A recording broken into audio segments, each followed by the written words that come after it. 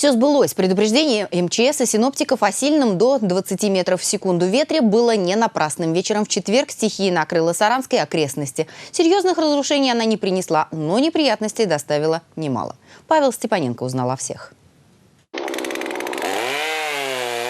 Рев бензопилы заглушает порывы ветра. Это улица Степана Разина. Ветка дерева упала прямо на тротуар. Никто не пострадал, но сам факт довольно неприятен. Особенно для пешеходов, которым по пути с работы пришлось преодолевать такую полосу препятствий. Да и рабочие, спасавшие ситуацию, были не в восторге. Работу делать приходится.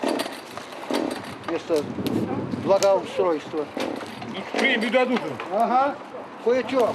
А это улица Полежаева, район остановки Огарева. Дерево лежит на крыше дома, специалисты из МЧС стоят неподалеку. Что-либо предпринять не решаются, ведь с другой стороны ствол держит кабель, в котором явно не 220 вольт.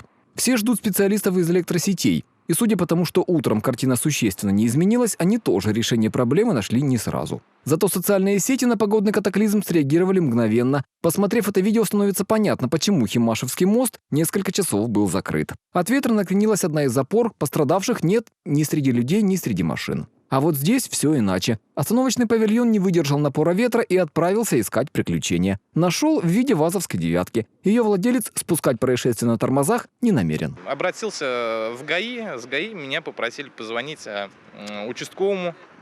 Участковый приехал, описал, то есть составили мы заявление, чтобы мне компенсировали, то есть это все, то есть службы, которые устанавливали данную установку.